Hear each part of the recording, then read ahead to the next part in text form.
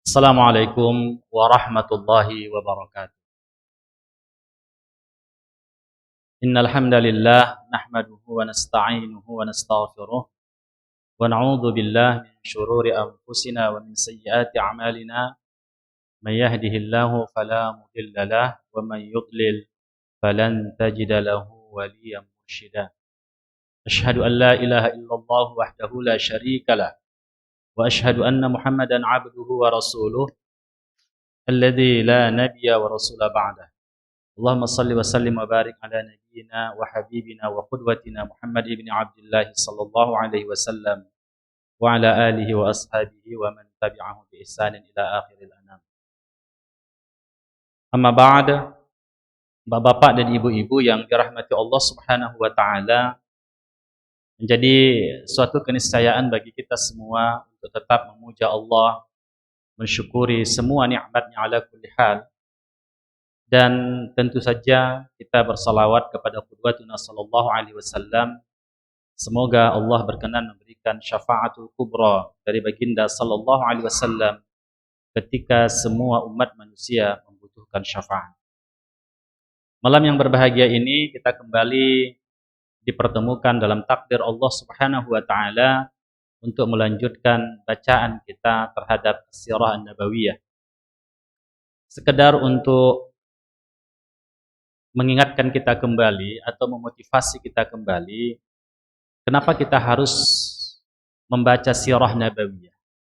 Di samping kita mentelaah berbagai kitab-kitab dalam multidisiplin, apakah itu akidah, fikih, tafsir, hadis dan sebagainya. Dan kedudukan Sirah Nabawiyah ini sangat penting sekali bagi kita. Allah Subhanahu wa taala mengatakan wa kullan naqussu 'alaika minan anbiya'i wa kullan naqussu 'alaika min anba'ir rusul tsabbitu bihi fu'ada. Dan Allah mengatakan bahwasanya Allah mengkisahkan kepadamu wahai Muhammad tentang berita para rasul.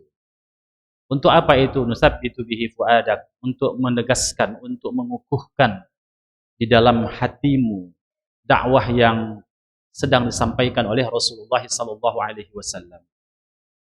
Begini ikhwah yang dirahmati Allah Subhanahu wa taala. Pengalaman pribadi lah. Dulu sukar sekali kita untuk memahami kenapa orang-orang kafir Quraisy itu menyembah berhala. Apakah sebodoh itu orang kafir Quraisy mempertuhankan batu-batu itu? Dulu syubhat itu ketika kita di Sanawiyah, itu muncul dalam pemikiran kita. Apakah sebodoh itu mereka menyembah batu? Dan pada kali yang lain, kita temukan pula bahwa orang-orang kafir Quraisy itu mengatakan, wallahi, demi Allah. Jadi ada yang paradok dalam pemikiran kita. Dan itu diurai oleh sejarah, diurai oleh As-Sirah An-Nabawiyah, diurai oleh tarikh tentang kenabian ini. Baru kita paham ternyata. Dan memang sebelum itu juga, tatkala kita membaca sejarah, bahwa kota Makkah itu kan ditarbiyah oleh wahyu. Karena di situ Nabi Ibrahim datang membangun kota itu. Kemudian anaknya Ismail alaihissalam datang membangun kota itu. Dan diajarkan tauhid. Lalu di mana keterputusan tauhid itu? Itu menjadi pemikiran dalam benak kita. Lalu itu diurai oleh Sirah Nabawiyah. Demikian juga kita melihat bahwasanya hidup ini kan terlalu banyak tantangan. Kenapa ketika ada orang-orang yang mendekat dengan Allah, semakin mendekat dengan Allah, tapi cobaan itu semakin besar. Semakin besar.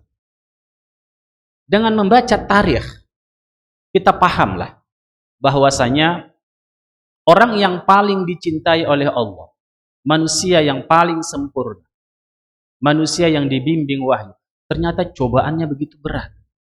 Begitu berat. Berdakwah itu kalau Allah berkenan kan bisa saja. Kalau Allah mau kan bisa saja.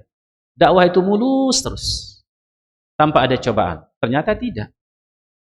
Kebenaran itu sesuatu yang sangat mahal. Mahal bagi orang yang menyampaikannya dan mahal bagi orang yang mendapatkannya. Jadi ritme sejarah itu mengajarkan kepada kita. Untuk mendapatkan kebenaran itu perlu perjuangan. Untuk menyampaikan kebenaran itu perlu perjuangan. Oleh sebab itu, bagi para da'i tidak berkecil hati ketika dakwahnya ditolak. Bagi orang yang menerima dakwah begitu juga. Dia akan menghargai hidayah yang Allah berikan kepadanya. Karena tidak semua orang tercerahkan dengan nurul hidayah. Jadi seperti itu ikhwah yang dirahmati Allah Subhanahu wa taala. Kemudian dengan cara ini juga kita bisa mengetahui tentang umat-umat sebelumnya. Kalau kita membaca buku-buku sejarah, referensi-referensi sejarah, bahkan kita terpengaruh oleh referensi itu, tentang bagaimana satu kaum, tentang bagaimana satu bangsa dan sebagainya. Semua itu bersifat subjektif. Subjektif. Karena sejarah itu adalah dilukiskan oleh penulisnya. Kalau penulisnya pro kepada satu aliran, maka dia akan membangun positif kepada aliran itu. Tapi kalau dia berseberangan dengan aliran itu, maka dia akan menulis sejarah yang negatif tentang satu aliran itu. Oleh sebab itu sejarah itu ditentukan oleh penulisnya. Kadang-kadang seperti itu. Tapi Al-Quranul Karim itu yang menghayyukan siapa? Allah Subhanahu wa taala. Walaupun Al-Quran bukan buku sejarah ya. Bukan buku sejarah, tapi dia adalah kitab hidayah. Namun semua apa yang diinformasikan di sini adalah kebenaran. Dan itu menjadi ibrah bagi kita semua. Dan juga sirah nabawiyah ini, sejarah itu akan mengajarkan kepada kita tentang as-sunanul kauniyah. Tentang sunnah-sunnah kauniyah, hukum sejarah, hukum kausalitas.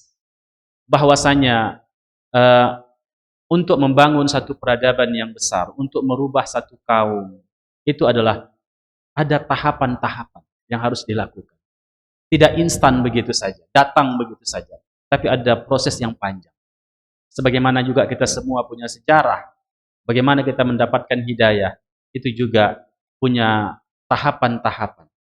Oleh sebab itulah, maka ikhwah yang dirahmati Allah, orang yang membaca sejarah akan lebih paham bagaimana perjalanan Islam.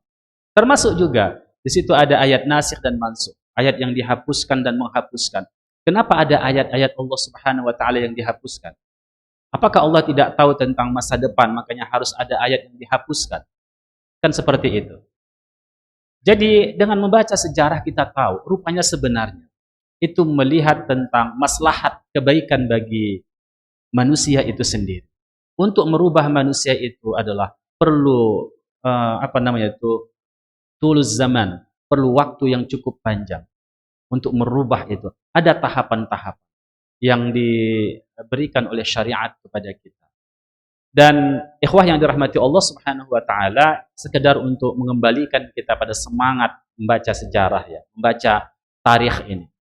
Baik, kita sudah sampai pada awal-awal hijrah Nabi sallallahu alaihi wasallam. Setelah al-bai'ah yang kedua, ats-tsani, ya. Maka satu persatu kaum muslimin itu sudah hijrah ke kota Madinah. Pertama yang hijrah ke sana adalah orang-orang yang dibutuhkan untuk berdakwah, menyampaikan, mengajari suku Aus dan Khazraj yang sudah bersyahadat. Maka diutuslah da'i. Ini juga sebuah sebuah pengajaran bagi kita semua. Kalau ada di satu wilayah dan mereka tertarik dengan Islam dan mereka diberi hidayah oleh Allah masuk Islam, kemudian mereka bersyahadat, itu jangan dibiarkan mereka begitu saja.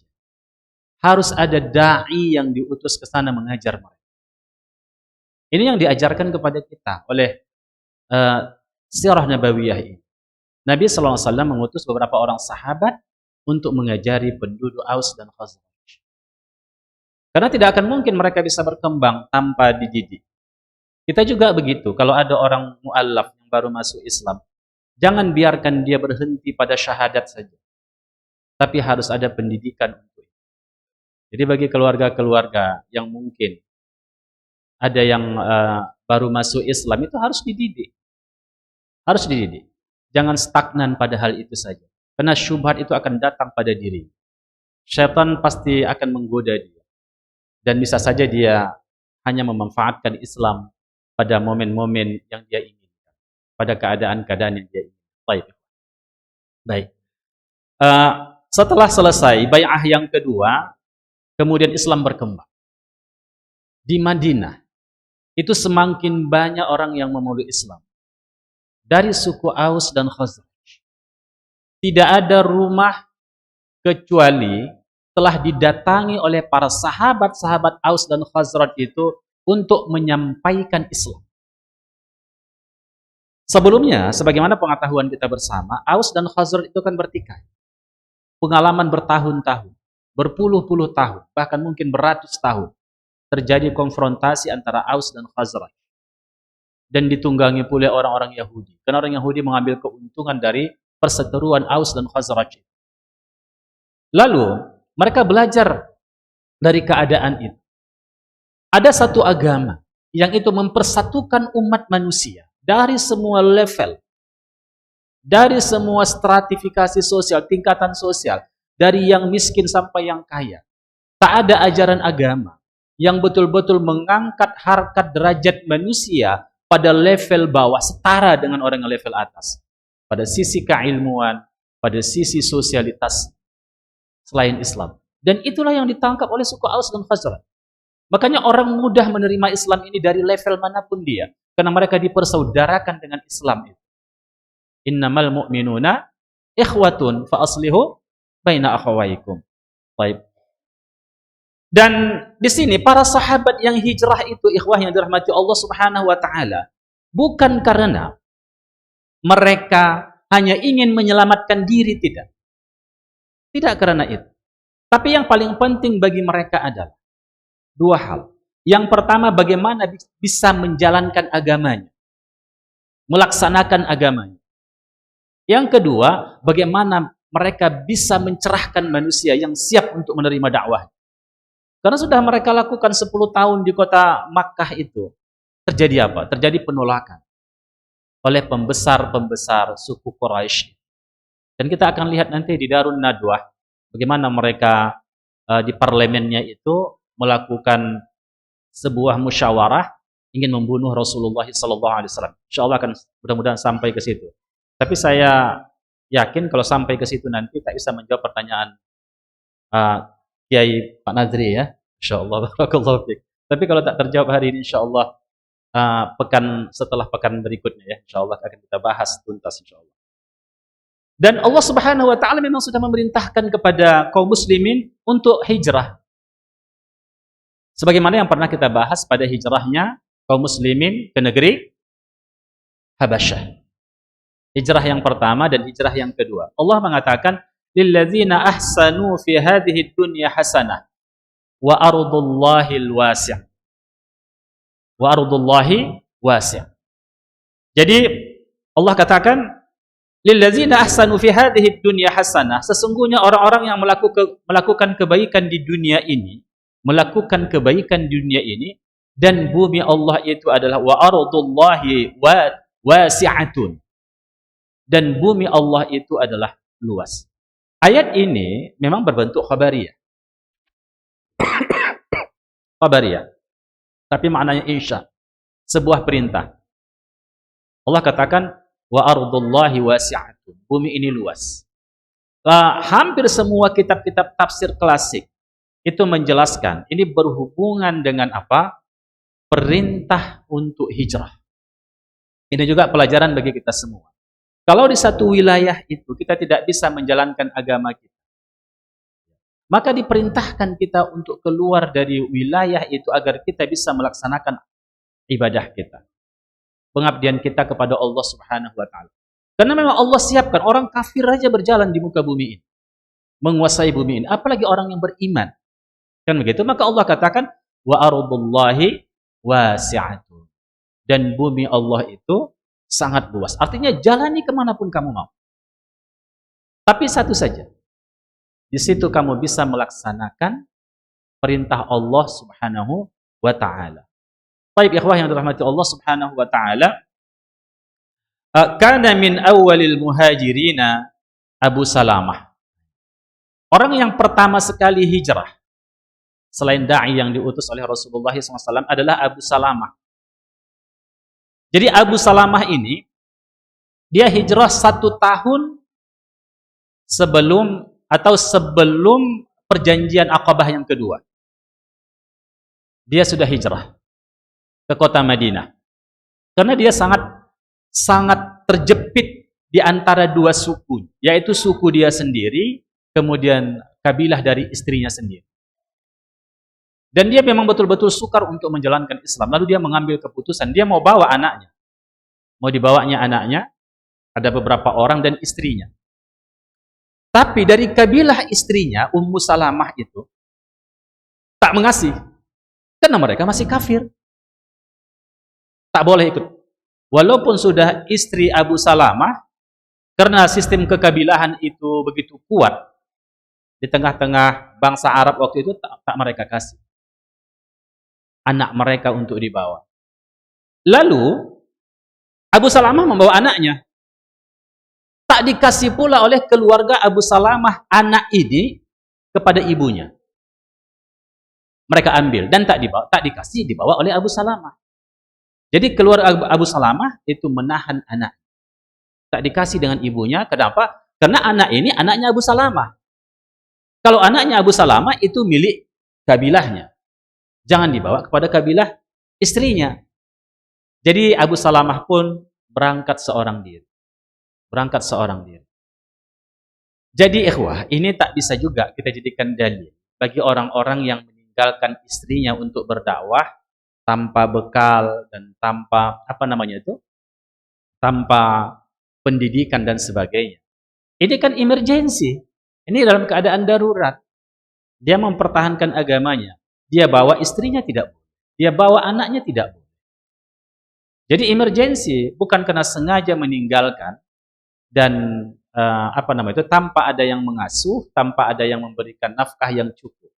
Karena seorang suami itu wajib menjaga istrinya, memproteksi istrinya dan anak-anaknya. Kecualilah safar dalam waktu-waktu tertentu. Tapi kalau safar pula sampai 2 tahun pula safar namanya itu ya kan.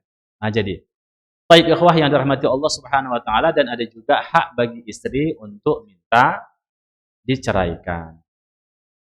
Baik. Kemudian makanya Abu Salamah sendiri berangkat. Dan dia tinggal di kota Madinah. Dan orang Madinah menyambut. Karena ini adalah saudara mereka. Sebelumnya nanti pada Bai'ah Aqabah yang kedua, itu kan mereka sudah menyiapkan sebenarnya pasukan. Iya. Mereka mau menyerang penduduk Makkah. Tapi kan Nabi sallallahu alaihi wasallam kan menahan, tak boleh. Ini juga pelajaran bagi kita. Perang itu punya strategi, punya kalkulasi. Kan begitu? Tidak ketika mau semangat berperang lalu berperang saja. Tidak, ikhwah yang dirahmati Allah Subhanahu wa taala. Ada fase-fase. Dan itu diatur oleh syariat. Jadi Bapak dan Ibu yang dirahmati Allah Subhanahu wa taala, ini jadi pelajaran besar bagi siapapun hari ini tentang masalah ini. Kemudian hampir 1 tahun itu Ummu Salamah, dia sudah masuk Islam karena cintanya pada Abu Salamah. Inilah istri mencintai suami, dan itu adalah natur, ya kan? Setiap hari berangkat pagi sampai sore kemana? Ke gurun pasir itu ditunggunya suami. Setiap hari seperti itu. Hampir 1 tahun. Lalu sedih juga. Ada juga yang di antara kabilah-kabilah yang bengis itu ya, yang belum dapat hidayah itu, ada juga yang lintuh hatinya.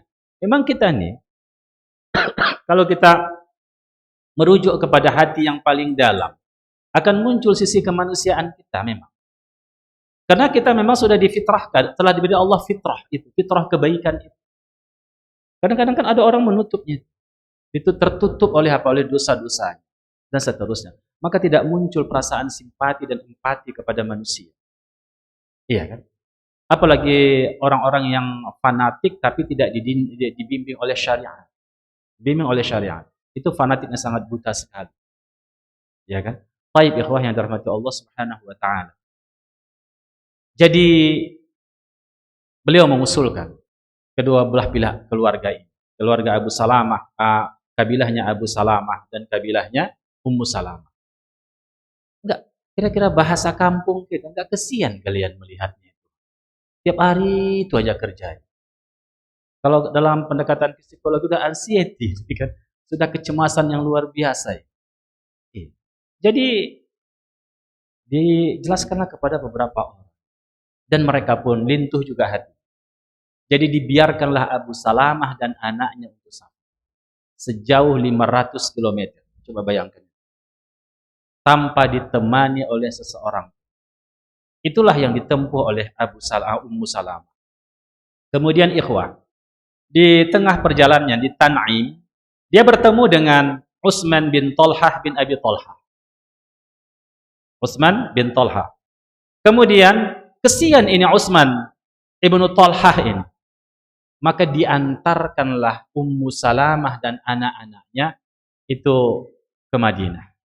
Dan ketika beliau falamma nadhala ila Quba, tatkala telah terlihatlah Quba, ya, maka dia pun mengatakan kepada Ummu Salamah dan anak-anak, disitulah suami, di kampung itulah, datangilah suami. Barulah bertemu Abu Salamah dan Ummu Salamah dan anak-anaknya. Antum bisa bayangkan bagaimana 1 tahun antara suami dan istri tidak berjumpa. Dan anak-anaknya, kebahagiaan yang luar biasa. Dan mereka merasakan betapa nikmat Allah itu. Nah, kita ini kan kadang-kadang baru kita sadar kalau kita mencintai istri kita, kalau sudah ditinggalkan agak lama, baru terasa kerinduan bapak dan ibu-ibu yang dirahmati Allah Subhanahu wa taala. Tapi kalau sama selalu kadang-kadang ada yang bertengkar itu. Ya, tapi kalau sudah jauh saling mencari. Nah, jadi seperti itulah yang dirasakan oleh Abu Salamah dan Ummu Salamah. Ya. Kadang-kadang takdir menjauh itu juga sebuah hikmah dari Allah Subhanahu wa taala untuk mendekatkan. Kemudian setelah itu hajara Suhaib bin Sinan Ar-Rumi. Baru hijrah Suhaib bin Sinan Ar-Rumi. Artinya dia dinisbahkan kepada Rum. Oleh sebab itu bisa kita tebak Suhaib bin Sinan ini bukan asli penduduk Makkah. Tak asli penduduk Makkah. Dia ini orang dari Rum, berarti dari Syam, Romawi. Romawi itu kan bentengnya waktu itu ada di Syam. Syam itu sekarang Syria. Termasuklah Palestina, juga masuk Syam ya. Jadi di daerah situ. Kemudian falamma arada hijrah qala lahu kuffar Quraisy. Ketika dia mau hijrah, apa kata orang kafir Quraisy itu? Engkau datang kemari itu dalam keadaan sendiri. Engkau datang kemari tanpa harta. Sekarang engkau sudah mengumpulkan banyak harta di negeri kami. Tiba-tiba engkau mau hijrah dan engkau bawa harta.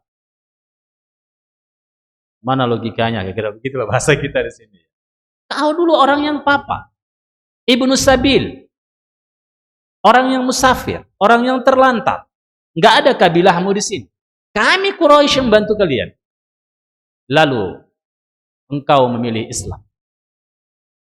Karena biasanya orang-orang yang dari Syam, Palestina, Syria, Lebanon kan begitu, mereka sudah beradaptasi dan berinteraksi dengan orang-orang Yahudi, dengan orang-orang Nasrani.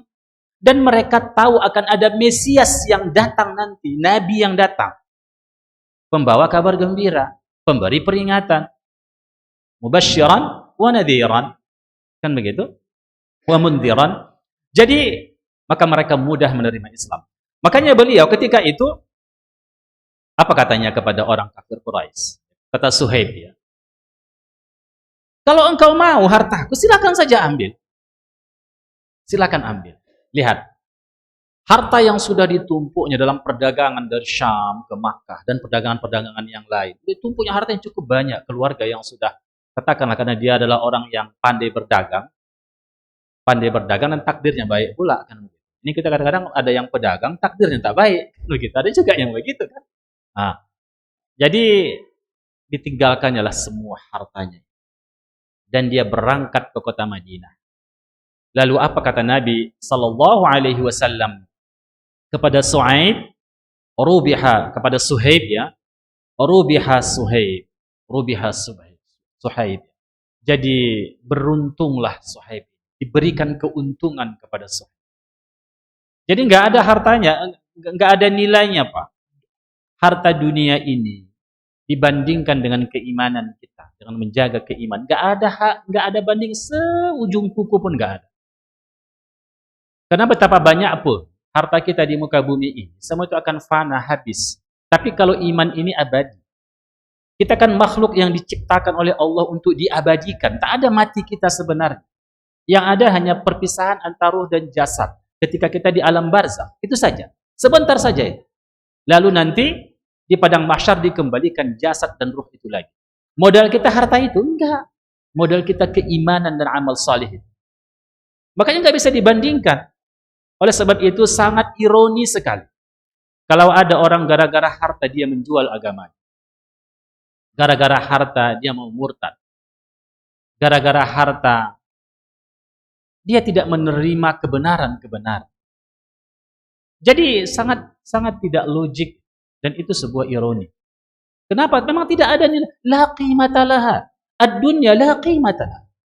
Dunia itu enggak ada nilainya sebenarnya. Dunia itu hanya kita gunakan sebagai fasilitas kita menuju akhirat. Hanya sebatas itu. Oleh sebab itu jangan terlalu menjadi beban kita di sini. Ya kita kalau ada nikmat itu diberikan oleh Allah, kita manfaatkan.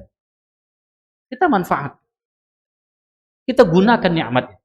Untuk apa? Untuk kemaslahatan diri kita, untuk kemaslahatan keluarga kita dan seterusnya. Tentunya untuk kemaslahatan akhirat. Baik ikhwah, yang dirahmati Allah Subhanahu wa taala. Itu Suhaib. Kemudian lalu Umar ibn al-Khattab dengan teman-temannya, yaitu Ayyas bin Abi Rabi'ah dan Hisham bin Al-As bin Wa'il, mereka tiga orang ini berjanji. Mereka berjanji bertemu di suatu tempat. Bertemu suatu tempat. Untuk apa? Untuk hijrah ke Madinah. Lalu, yang Ayyas bin Abi Rabi'ah, Hisham bin Al-As, dan Umar ibn al-Khattab, lalu ketika pada pagi-pagi hari mereka pun bertemu. Tapi yang satu lagi, yaitu Hisham, tidak jadi berangkat. Karena ditahan oleh kaum. Dia tidak bisa berangkat. Yang berangkat ini adalah Umar ibn al-Khattab dan Ayyash. Ini yang bisa berangkat. Dan mereka melanjutkan perjalanan. Lamma qadima al-Madinah. Ketika kedua orang ini mulai masuk ke pinggir kota Madinah, tepatnya di Quba. Lalu Abu Jahal pun dengan seorang temannya datang. Abu Jahal. Dan Abu Jahal dia katakan kepada Ayyash tadi, ibumu telah bersumpah. Kalau kau tak pulang, ini bahasa kampung ini, Pak. Kalau engkau tak pulang, ibumu tak akan menyisir rambutnya yang dipenuhi oleh kutu itu. Tak tahulah kita bagaimana kutu di Arab, ya kan? Bagaimana? Dan dia tidak akan berteduh dari terik matahari. Ayyash ini anak yang berbakti kepada kedua orang tuanya. Ini yang tersisa ibunya. Tapi ibunya tak mau menerima Islam. Ayyash berangkat hijrah. Dia tinggalkan ibunya dengan kabilahnya, dengan adik-adiknya kan begitu. Lalu ibunya pun demonstrasi. Wallahi, kata ibu. Ibunya bersumpah. Dia tidak akan menyisir rambutnya, menunjukkan apa dia? Ditaruh atau debu ke kepala, biasa orang Quraisy begitu. Menunjukkan apa? Kesedihan yang luar biasa. Dan dia berjemur di matahari. Bayangkanlah orang yang sudah tua berjemur di matahari. Bagaimana? Lalu Abu Jahal pun mendramatisirlah kata-katanya kan begitu. Membuat muka yang sedih dan seterusnya. Abu Jahal ini kan cerdas ini orang. Dikatakan dia Abu Jahal karena tak mau menerima Islam itu ya kan. Kalau orang-orang Quraisy mengatakan dia Abul Hakam. Orang yang ahli dalam hikmah. Artinya orang bijaksana. Makanya di dalam perundingan-perundingan dia selalu hadir dan dihadirkan tanpa dia hambar kira-kira hidangan itu gitu. Begitulah hebatnya Abu Jahal itu. Baik ikhwah yang rahmati Allah, lalu Ayyash pun goyah, mau pulang. Ayyash tadi mau pulang ke kota Makkah. Lalu nasihat Umar. Umar dia kan di tengah, jadi kan tahu Abu Jahal bagaimana. Dipandangnya kira-kira begitu. Ini betul, ini tahu enggak ini? Kan begitu. Kalaupun betul, apa kata Umar? Ayyash. Ini kira-kira begini bahasa kita. Ini siasat ini untuk menjauhkan engkau dari agama. Untuk menjauhkan engkau dari agama. Kata Umar kepada Ayyash, ibumu itu kalau sudah banyak kali kutunya, disisirnya rambutnya itu. Cuma tahan yang menggaruk saja kan begitu. Kalau dia kepanasan, dia berlindung, itu Ayyash, kata Umar. Lalu tapi Ayyash pikir-pikir ini ibu kan begitu ya. Dia tetap menjaga agamanya, dia pulang. Diikutlah tadi Abu Jahal, Abu Hakam dan saudara dari Ayyash. Ikut pulang ke Makkah. Sebelum pulang, Umar katakan, Ayyash, pakai ini ontaku. Ontaku ini jinak dan jalannya cepat. Di Arab itu ada pertandingan lomba onta, sampai sekarang ada itu. Pertandingan lomba onta itu. Nah, ya. Jadi Umar tadi dikasihlah lembu kepada Ayyash. Afwan, onta kepada Ayyash, bukan lembu, onta kepada Ayyash. Lalu Ayyash pun menggunakan onta yang dibawa oleh yang milik oleh Umar ibn Khattab. Kemudian di pertengahan jalan sudah dekat kota Makkah. Apa kata Abu Jahal? Ayyash, ini ontaku ini nggak tahan lagi nih berjalan. Bagaimana kalau aku bisa boncengan dengan? Silakan kata Ayyash. Ayyash kan orang baik. Yang Abu Hakam tadi wajahnya pun wajah memuaskan begitu kan. Silakan naik. Tapi ketika sudah settle dia di atasnya, dipeluknya kuat-kuat ini Ayyash ini, kemudian dia pegang dan temannya tadi, saudara Ayyash itu, diikatlah ini Ayyash tadi. Diikat. Setelah diikat, dibawalah dia masuk kota Makkah. Lalu Abu Jahal pun mengatakan, wahai penduduk Makkah, kalian lihat, ini orang kami, beginilah kalau ada orang yang keluar dari kota Makkah ini diberlakukan. Kata Abu Jahal. Beginilah diperlakukan. Ini menunjukkan dibawa di kota Makkah. Artinya apa? Jangan ada orang keluar dari kota Makkah. Kenapa? Kalau kaum muslimin keluar dari kota Makkah, apalagi ke Madinah, siap orang-orang Makkah, orang kafir Quraisy. Orang Quraisy. Kenapa? Karena Madinah itu, di situ banyak orang cerdas. Ingat kemarin kita bahas, di sana adalah banyak sekali pemuda-pemuda. Orang-orang tuanya sudah berwafatan. Wafat dalam peperangan-peperangan. Anak muda yang pemberani-pemberani. Yang cerdas. Iya kan? Kemudian Madinah itu rute perdagangan. Kalau kita gambarkan lah ya. Boleh menggambar sedikit ya Pak ya. Di sini, ini Madinah. Supaya tahu juga kita bagaimana petanya. Ini Saudi. Ini Afrika, di sini Sudan, di sini Mesir kan. Nah ini. Ini kan Yaman. Bagaimana kita kemarin ini Yaman. Di sini Makkah. Di sini Madinah. Di sini Riyadh. Ini orang Yaman, ini biasanya kalau mau ke Syam, Syam itu di sini. Kalau mau ke Syam, ini rutenya begini. Ada perjalanan. Itu baru ke Syam. Harus melalui Madinah. Ini jalan yang terdekat, jalan yang terbaik. Orang Makkah pastilah melewati ini kalau mau ke Syam, melakukan perdagangan mereka. Mereka hidup ditopang lebih banyak oleh perdagangan-perdagangan. Harus lewat di sini. Kalau ini masuk Islam, apa yang terjadi? Mereka dari mana rute perdagangannya? Tentu dari tempat yang sangat jauh sekali, bukan rute-rute biasa. Oleh sebab itulah makanya Madinah itu strategis dalam rute perdagangan. Oleh sebab itu mereka wanti-wanti, mereka jaga betul, jangan orang-orang Madinah masuk Islam secara mayoritas. Dan ikhwah yang dirahmati Allah Subhanahu wa taala, dan nanti akan kita lihat apa kejadiannya. Ternyata orang-orang Madinah itu Islam. Baik. Kemudian, Bapak dan Ibu yang dirahmati Allah Subhanahu wa taala, akhirnya Ayyash pun tidak berangkat ke Madinah. Baik. Tinggallah. Kemudian satu persatu kaum muslimin hijrah. Satu persatu. Malam hari ada yang hijrah. Anak dan istri dibawa. Begitulah terus. Satu persatu. Jadi orang-orang Islam itu sudah pindah ke Madinah. Banyak sekali. Bahkan orang yang dari Habasyah, dari Ethiopia, itu mereka juga hijrah ke kota Madinah. Jadi sudah banyak di sana orang-orang Islam. Jadi pindah daerah. Hanya orang-orang tertentu yang betul-betul dijaga ketat oleh keluarganya yang masih tertahan di kota Makkah. Semua sudah pindah ke Madinah. Tinggal Rasulullah SAW dan Abu Bakar. Lalu Abu Bakar menanya kepada Rasulullah SAW tentang hijrah ini. Nabi tidak juga hijrah. Ini Abu Bakar bertanya-tanya, kenapa Nabi enggak hijrah? Apakah kaum muslimin saja yang diperintahkan untuk hijrah? Kemudian nanti siapa yang menjaga Rasulullah ini? Kalau semua kaum muslimin sudah hijrah ke kota Madinah. Lalu Abu Bakar bertanya kepada Nabi kita SAW, kenapa engkau tidak hijrah? Ini bahasa sederhana kita lah. Jelaskan, karena belum ada perintah Allah. Lihat, sebelum ada perintah Allah Subhanahu wa taala secara khusus kepada Nabi untuk hijrah, maka dia tidak hijrah.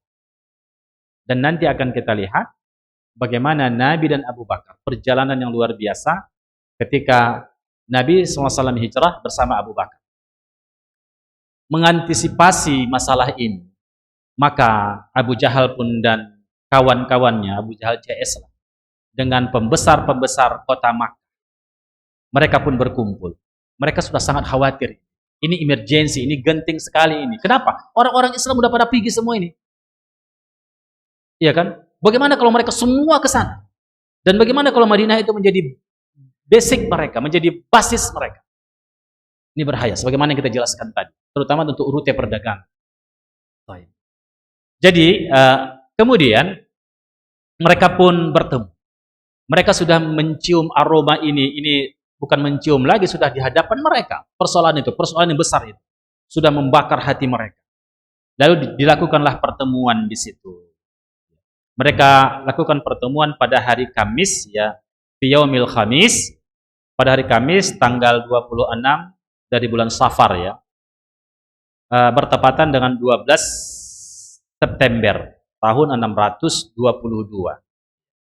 Kemudian mereka pun berkumpul dari berbagai kabilah. Abu Jahal dari Bani Makhzum, kemudian Jubair bin Mut'im, kemudian lagi dan Tu'aimah bin Adi, Haris bin Amir, itu dari Bani Naufal bin Abdi Manaf. Kemudian ditambah lagi Syaibah, Utbah, itu dari anak Rabi'ah, Abu Sufyan bin Harab, kemudian dari Bani Abdi Syams, Ibni Abdi Manaf, itu beliau, ya.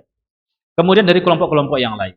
Yang tidak ada di situ adalah dari Bani Abdul Muttalib, yang tidak hadir. Karena yang akan diperbincangkan ini adalah Rasulullah SAW. Apa yang akan dilakukan? Kita kan tahu kemarin, pada Bai'ah itu, Bai'ah Aqabah kedua, siapa yang datang menemani Rasul? Masih ingat? Siapa yang ikut paman Nabi bersama Rasul mendatangi pada Bai'ah Aqabah yang kedua? Siapa, Pak? Abbas. Dan dia belum masuk Islam. Dia ikut pada pertemuan itu. Memang walaupun mereka belum masuk Islam, tapi mereka memproteksi Nabi. Karena dari kabilah mereka, dari bani mereka, dari Bani Hashim, Bani Abdul Muttalib, maka mereka jaga. Jadi dilakukanlah pertemuan di situ. Semua pembesar-pembesar itu pun duduk di tempatnya masing-masing, dan mereka dengan wajah yang sangat serius. Karena ini masalah yang sangat penting. Ini masalah hidup mati, masalah perdagangan, kan begitu? Dan masalah eksistensi mereka sebagai orang-orang penyembah berhala. Lalu tiba-tiba datang seorang tua ke majelis itu, disebut dengan Syekhun Najdi. Tapi dia dijelaskan oleh beberapa riwayat adalah iblis. Maka ada waktu belum? Belum, ya? Masih lama lagi? 2 menit lagi, Masya Allah. Mana sempat ini? Iya. Kemudian lalu salah seorang di antara mereka mengatakan, bagaimana kita biarkan saja ini Muhammad ini kita usir dari negeri Arab ini. Kemana dia mau terserah dia. Lalu apa kata iblis atau Syekhun Najin itu? La wallahi ma hadza lakum bi ra'yi. Ini enggak betul. Saya enggak sependapat dengan itu. Kalau itu kalian lakukan, dia akan mempengaruhi orang. Dia orang yang cakap dalam berbicara. Dia ini pandai sekali merangkai kata, pandai sekali mempengaruhi orang. Ini justru lebih parah nanti. Kan begitu.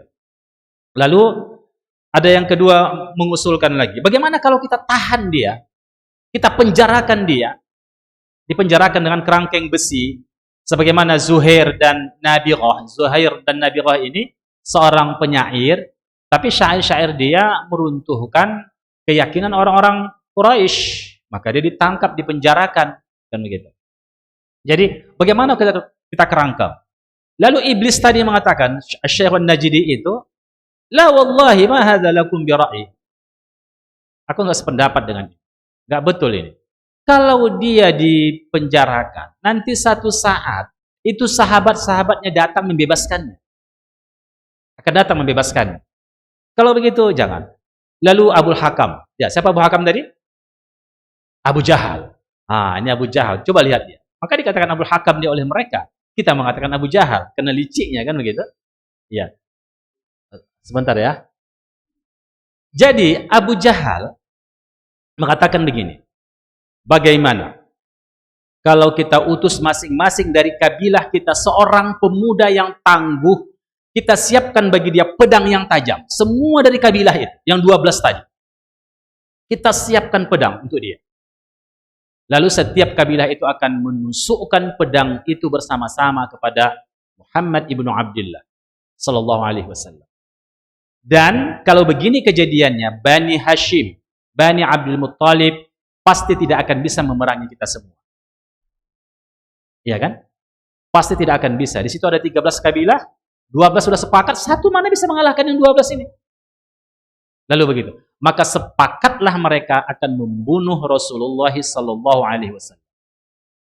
Itulah yang akan terjadi nanti ketika Nabi akan hijrah ke kota Madinah. Insyaallah coming soon saya bahsuhu. Akan datang pembahasannya, kita masuk hijratun Nabi sallallahu alaihi wasallam dan ini sangat dramatis. Dan kita akan kitab ini akan menjelaskan kepada kita bagaimana rute Nabi sallallahu alaihi wasallam dan bagaimana gua tempat dia bersembunyi, dan insyaallah kalau antum semua umrah biasanya akan dibawa city tour itu ke daerah ini. Ya kan? Jadi baik Bapak dan Ibu yang dirahmati Allah SWT, mohon maaf Pak Nadri ya. Mungkin pertemuan sekali lagi akan kita bahas itu ya, tentang habaib, siapa itu habaib, kemudian bagaimana loyalitas kita kepada mereka sesama seorang muslim. Dan kemudian apa lagi tadi? Oh ya, shop itu ya, tak sempat pula ya, shop itu. Nanti insyaallah kita bahas ya, 2 pertanyaan itu kita khususkan. Demikian saja, mohon maaf atas semua kekurangan yang ada. Subhanakallah bihamdik, asyhadu an la ilaha illa anta astaghfiruka wa atubu ilaik. Assalamualaikum warahmatullahi wabarakatuh.